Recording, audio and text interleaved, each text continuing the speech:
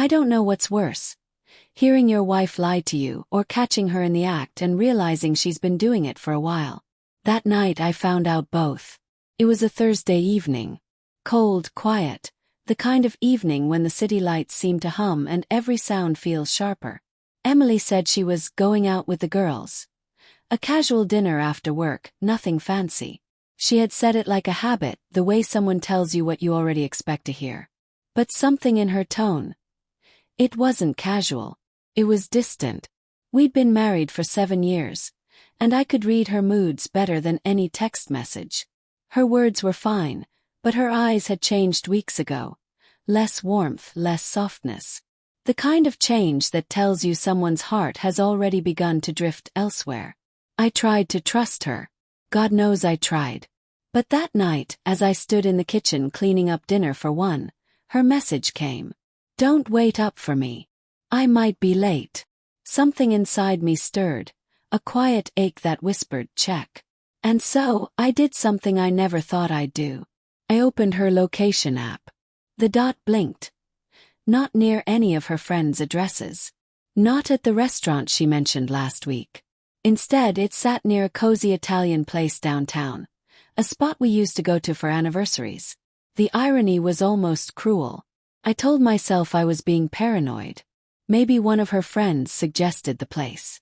Maybe she was early. Maybe I was just a jealous husband reading too much into a harmless dinner. But curiosity is a slow poison. Once it's in your blood, it eats away at you until you see the truth for yourself. So I grabbed my jacket and keys, told the dog I'd be back soon, and drove into the night. The restaurant was softly lit. Warm, intimate, the kind of place meant for couples leaning in close over wine glasses. I spotted her car parked outside before I even went in. My chest tightened. Inside, the room smelled of garlic and red wine, laughter floating through the air. I scanned the tables, and then I saw her. Emily. Not with her friends. Not laughing in a group. She sat across from a man I'd never seen before. Tall, clean-shaven, maybe mid-30s. Their hands weren't touching, but their bodies leaned toward each other, the way two magnets do when they're pretending they're not about to meet. My stomach turned. I took the corner booth behind them, hidden by a half-wall of plants, close enough to hear, far enough to remain unseen. The waitress gave me a polite smile as I ordered a coffee, but I could barely breathe. Their voices floated over between bites and laughter. So, he really thinks you're with your girlfriends? The man asked, his voice low and easy.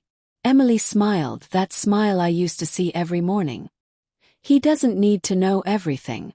I told him not to wait up. Doesn't he get suspicious? I shrugged. He asks questions sometimes, but I told him. I don't have to tell you where I am. They both laughed softly like it was some inside joke. I felt my hands tremble around the coffee cup. 7 years of marriage. 7 years of trust, loyalty, and love. And she was sitting less than 6 feet away, dismissing it like a chore she'd outgrown. I don't remember making the decision. I just pulled out my phone and opened our text thread. My last message was a simple "be safe." I typed, "Where are you?" A few seconds later she read it. I watched her eyes flick down to her lap. Her lips curved slightly. She typed back, "I told you I don't have to tell you where I am." That was it. No hesitation. No guilt. So I replied, "Turn around." I watched as her shoulders stiffened, her laughter died, and her eyes darted around the room like she'd suddenly forgotten how to breathe. When her gaze finally landed on me, I smiled. Just a small, calm smile, the kind that said I know everything. The blood drained from her face. She excused herself from the table, nearly tripping over the chair. Her companion looked confused, glancing between us, realizing too late what had just happened. She approached my booth slowly, eyes glistening. "David, what are you doing here?" I looked up at her, voice steady. "Having dinner. Alone. Like usual lately." "Please," she whispered, her voice trembling. "It's not what it looks like." I chuckled, bitter and low. "Then explain what it looks like, Emily. Because from where I'm sitting, it looks exactly like betrayal." She opened her mouth but no words came out. Tears welled in her eyes. You said you were with your friends, I said quietly. I didn't believe it.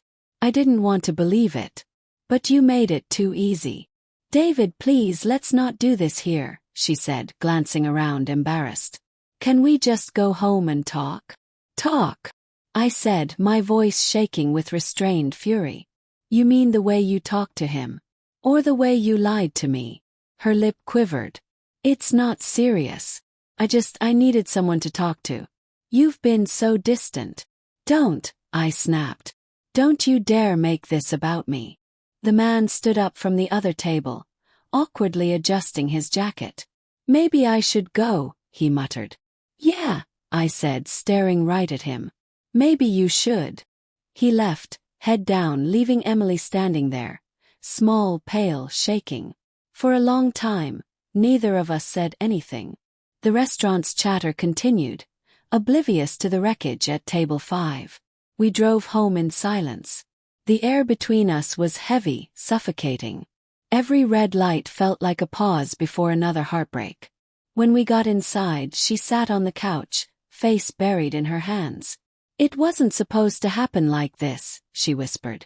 How was it supposed to happen? Yes. Was I supposed to just never find out? She looked up at me, eyes swollen. I didn't mean to hurt you. Just felt alone. You've been working late, barely talking to me, and She trailed off, the excuse hanging uselessly in the air. I stared at her, the woman I thought I knew better than myself. So, instead of telling me you were unhappy, you found someone else to fill the silence. She cried harder. It wasn't like that. It just happened.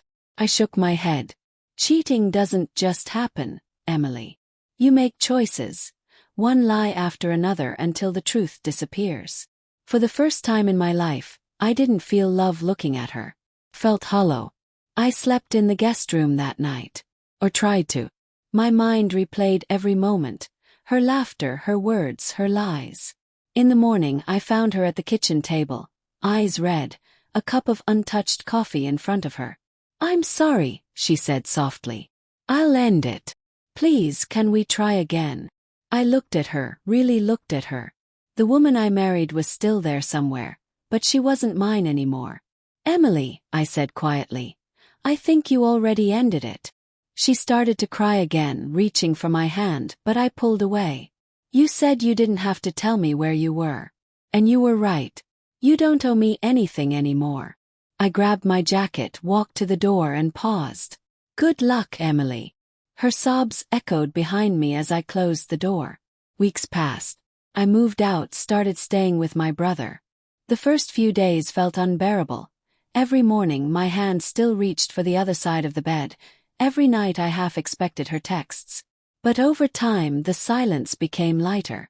They dulled. One evening she texted again. I miss you. Can we talk? I looked at the screen for a long time, then typed back. You don't have to tell me where you are. I'm not waiting anymore. And for the first time in months I actually smiled.